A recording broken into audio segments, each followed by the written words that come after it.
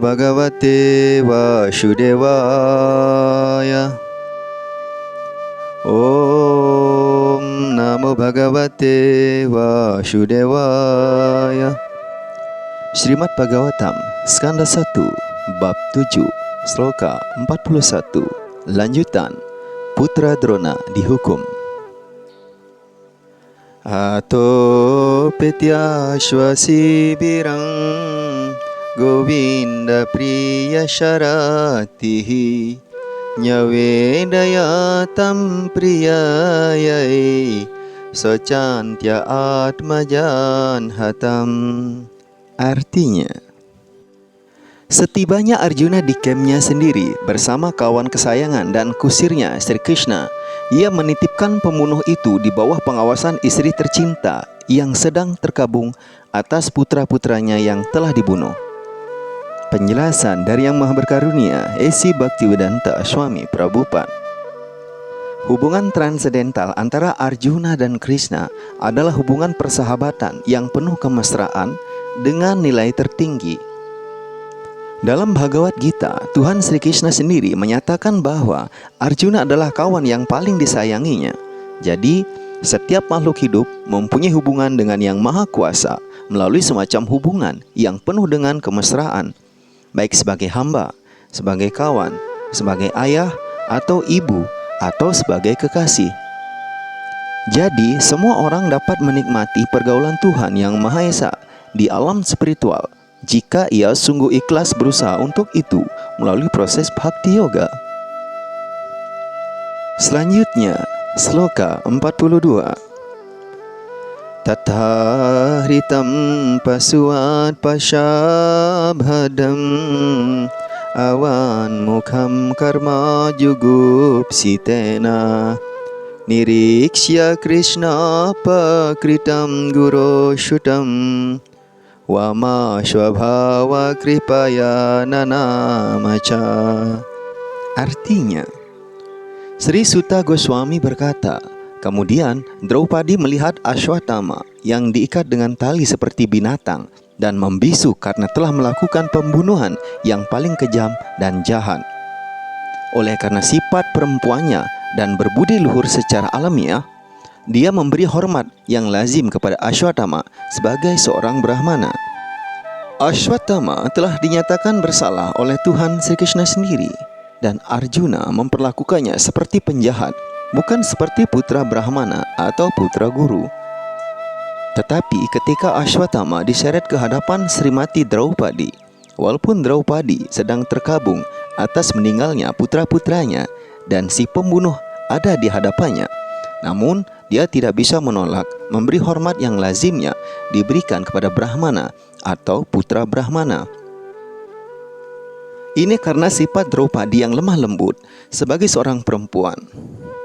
Sifat golongan perempuan tidak lebih dari sifat anak-anak, sehingga mereka tidak memiliki kemampuan melakukan diskriminasi seperti yang dimiliki oleh pria dewasa. Ashwatthama terbukti tidak pantas menjadi putra Dronacharya maupun putra seorang Brahmana. Karena alasan inilah Ashwatthama telah dinyatakan bersalah oleh penguasa tertinggi, Tuhan Sri Krishna. Namun, seorang perempuan yang lemah lembut tidak mampu mengabaikan rasa hormatnya kepada seorang Brahmana. Sampai dewasa ini pun, dalam keluarga pengikut Weda, perempuan memberikan hormatnya yang pantas kepada golongan-golongan Brahmana, bahkan kepada Brahmana Bandu yang sangat hina dan jahat sekalipun. Tetapi kaum laki-laki sudah mulai mengajukan protes terhadap kaum Brahmana Bandu yang dilahirkan dalam keluarga-keluarga Brahmana yang baik, tetapi menurut perbuatannya tidak lebih dari kaum Sudra. Kata-kata yang digunakan secara khusus dalam sloka ini adalah kata-kata Wama Swabhava yang berarti bersifat lemah lembut. Laki-laki maupun perempuan yang baik akan menerima apapun dengan sangat mudah. Tetapi kaum laki-laki sudah mulai mengajukan protes terhadap kaum Brahmana Bandu yang dilahirkan dalam keluarga-keluarga Brahmana yang baik, tetapi menurut perbuatannya tidak lebih dari kaum Sudra.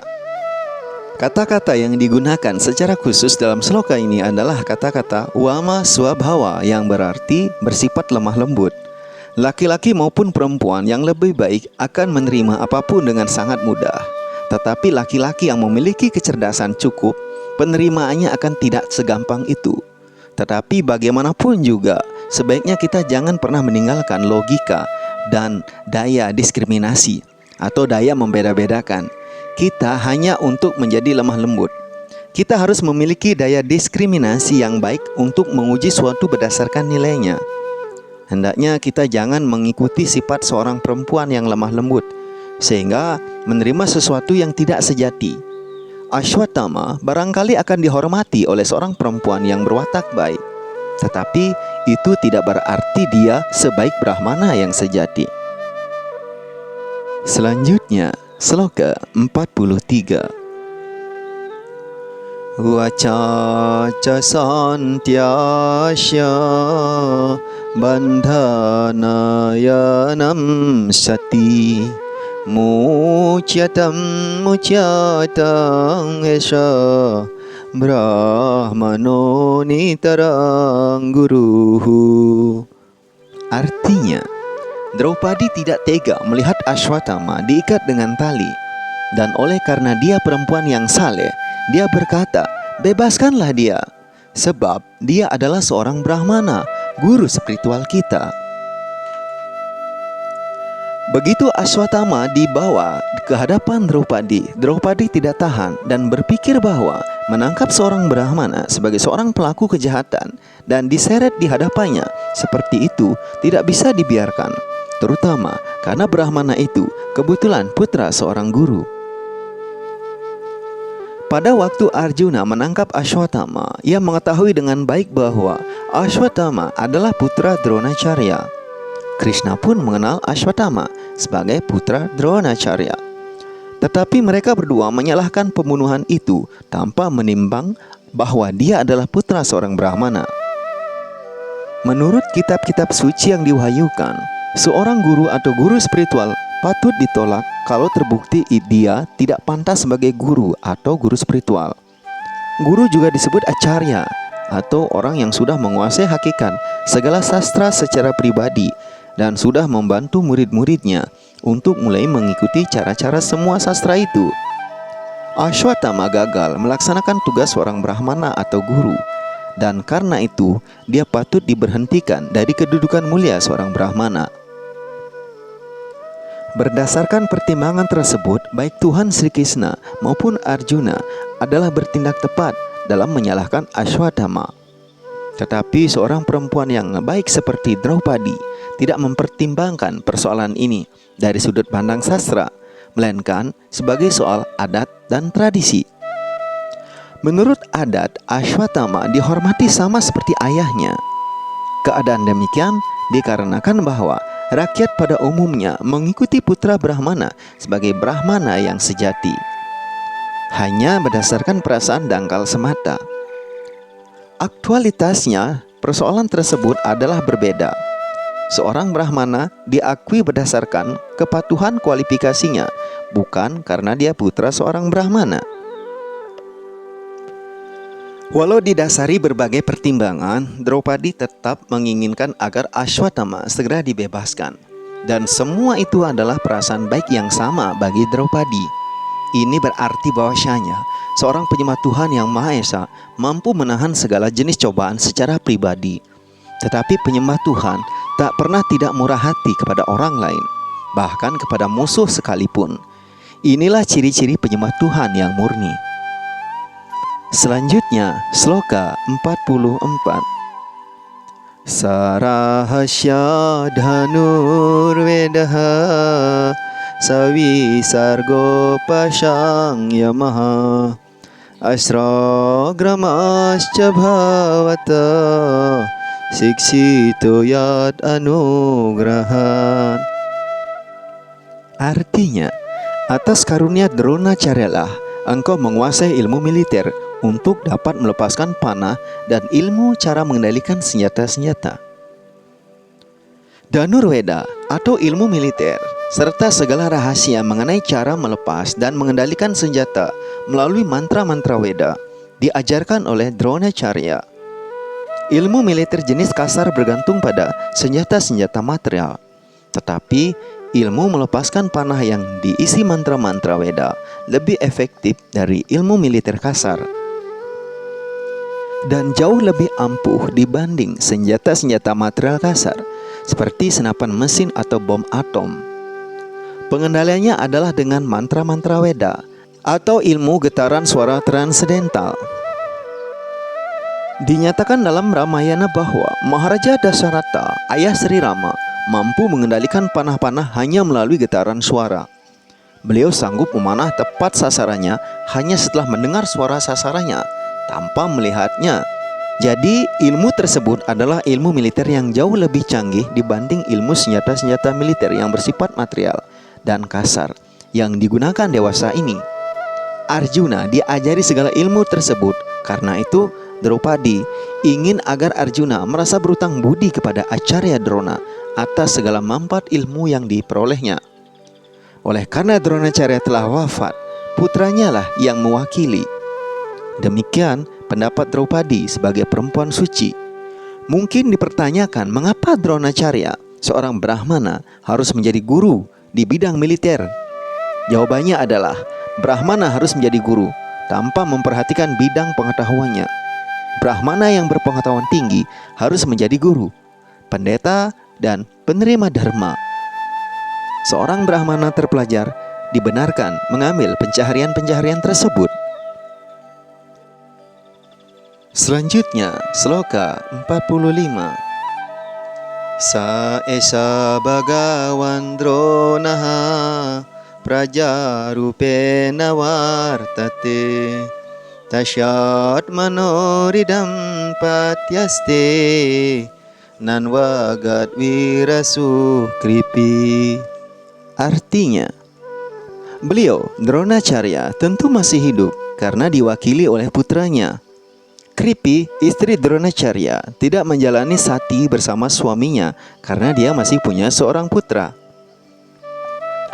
Istri Dronacharya, Kripi, adalah adik Kripacharya, seorang istri yang setia, yang menurut kitab-kitab suci diwahyukan adalah separuh lebih baik dari suaminya.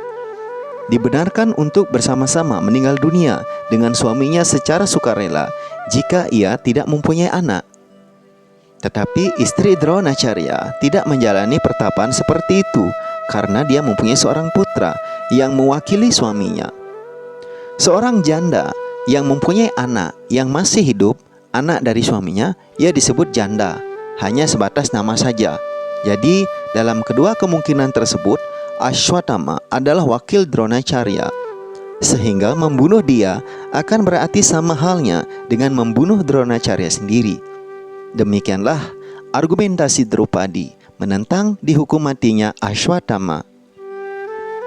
Selanjutnya, sloka 46. Tadharmagya mahabaga bawad gauravam kulam vrijinam narhati praptu pujam wadyam abhisnasaha. Artinya, wahai yang paling beruntung yang mengetahui prinsip-prinsip dharma, tidak baik jika engkau menyebabkan duka cita bagi anggota-anggota keluarga yang mulia, yang selalu terhormat dan terpuji.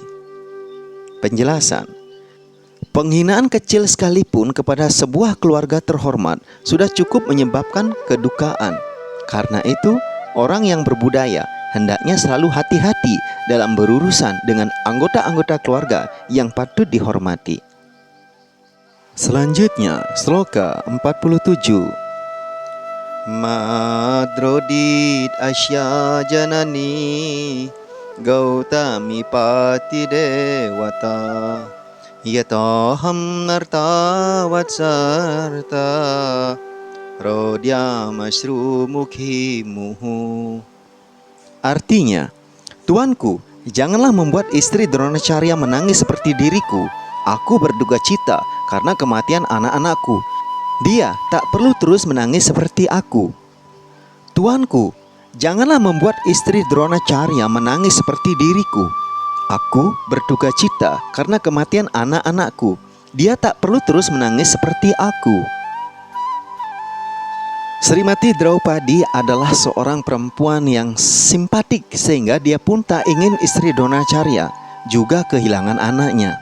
Baik dari segi perasaan seorang ibu maupun dari segi kehormatan kedudukan istri Dronacharya. Selanjutnya, sloka 48. Yai kopi tam brahma kulam rajan yair ajitat mabihi tat kulam pradhayatyashu sanubandham sucarpitam.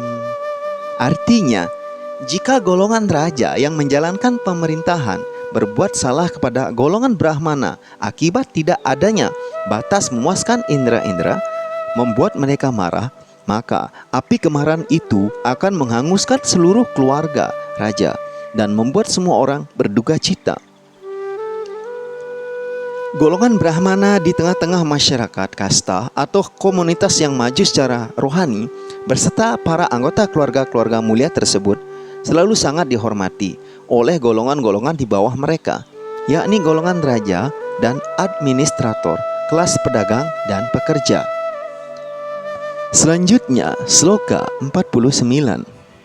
Sutta waca dharmayam nyayam sakarvunam nirvyalikam samam mahat raja dharma suto ragya pratyanandat waco dwijaha.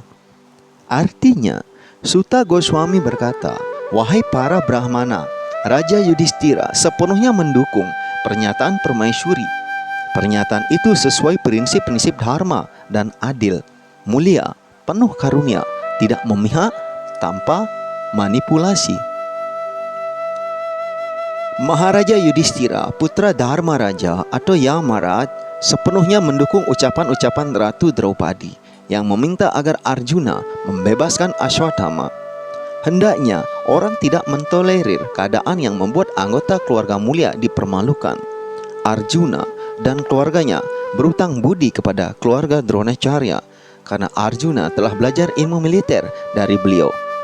Jika sikap tidak berterima kasih diperlihatkan kepada keluarga yang murah hati seperti itu, maka hal itu tidak dapat dibenarkan dari sudut moralitas. Istri Dronacharya yang merupakan belahan jiwa yang mulia itu seharusnya diperlakukan dengan penuh kasih sayang dan tidak dibuat sedih karena kematian putranya. Itulah arti kasih sayang. Pernyataan-pernyataan Draupadi itu bebas dari sikap bermuka dua karena semua tindakannya harus diputuskan berdasarkan pengetahuan yang lengkap sepenuhnya. Ada rasa keadilan di sana di mana Draupadi berbicara berdasarkan pengalamannya sendiri. Perempuan mandul umumnya tidak bisa mengerti duka cita seorang ibu. Draupadi sendiri adalah seorang ibu, dan karena itu, perkiraan Draupadi tentang kemungkinan betapa dalamnya duka cita Kripi adalah tepat sekali. Sikap tersebut adalah sikap yang mulia karena dia ingin memperlihatkan rasa hormat yang benar kepada keluarga yang mulia. Selanjutnya, sloka 50. Nakula saha dewascha yuyudhano dananjaya bhagavan devaki putro yechan yeyascha yoshitaha. Nakula dan Sadewa, adik-adik sang raja, dan juga Satyaki, Arjuna, personalitas tertinggi Tuhan Yang Maha Esa Sri Krishna, putra Dewaki, dan para perempuan beserta yang lainnya, semua setuju dengan sang raja. Sloka 51. Tatrahamarshito bimash tasya shreyan vadhasmritaha na bharturnatmanasyarte yohan suptan sisun mritha. Akan tetapi Bhima tidak setuju dengan mereka dan menyarankan agar penjahat ini dibunuh saja, karena dalam keadaan marah ia telah membunuh tanpa alasan anak-anak yang sedang tidur dan juga bukan demi kepentingan pribadi maupun kepentingan tuannya. Selanjutnya, sloka 52. Nisamya bhima gaditam Draupadyascha chaturbujaha Alokya vadanam sakyur idam ahahasan iwa. Artinya, setelah Caturbuja yang berlengan 4 atau personalitas Tuhan Yang Maha Esa mendengar kata-kata Bhima, Draupadi, dan yang lainnya, dia melihat wajah teman kesayangannya Arjuna lalu mulai berbicara sambil tersenyum.